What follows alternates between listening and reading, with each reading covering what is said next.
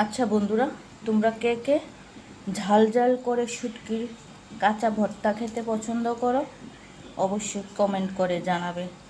আমার তো ঝাল ঝাল করে কাঁচা ভর্তা খেতে ভীষণ ভালো লাগে।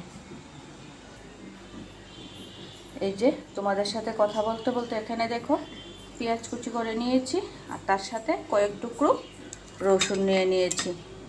এখন কিভাবে কাঁচা ভর্তাটা বানাই অবশ্যই তোমাদের সাথে শেয়ার করছি। তার জন্য লাগবে শুকনা মরিচ, কাঁচা মরিচ, আর লাগবে শুটকি। কড়াই বসিয়ে দিয়েছি, অল্প করে একটু তেল দেব।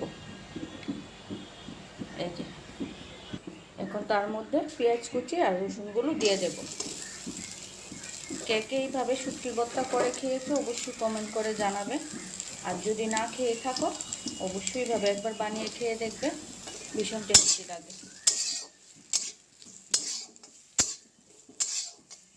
এভাবে পেঁয়াজগুলো একটু লাল লাল করে ভাজি করে নেব।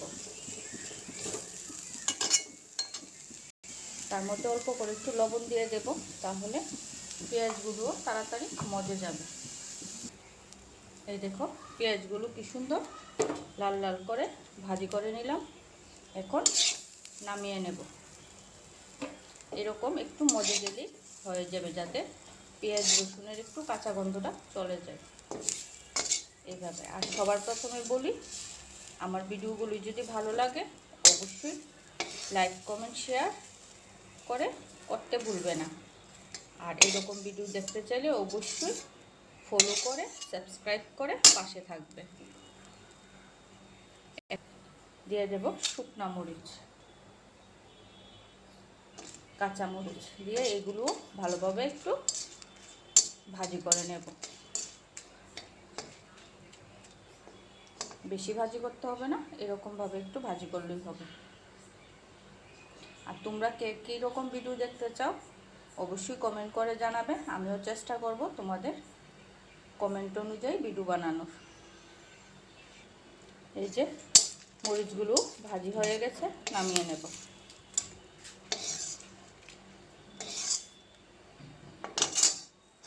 এখন দিয়ে দেব শুটকিগুলো। এখন দিয়ে দিয়েছি শুটকিগুলো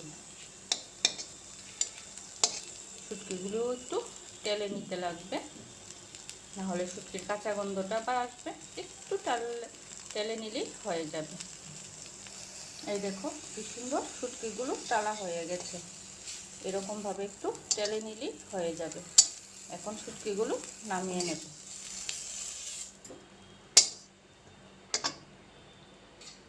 এই যে কি সুন্দর টালা হয়ে গেছে। এখন মিক্সারে বাটিতে দিয়ে দেব।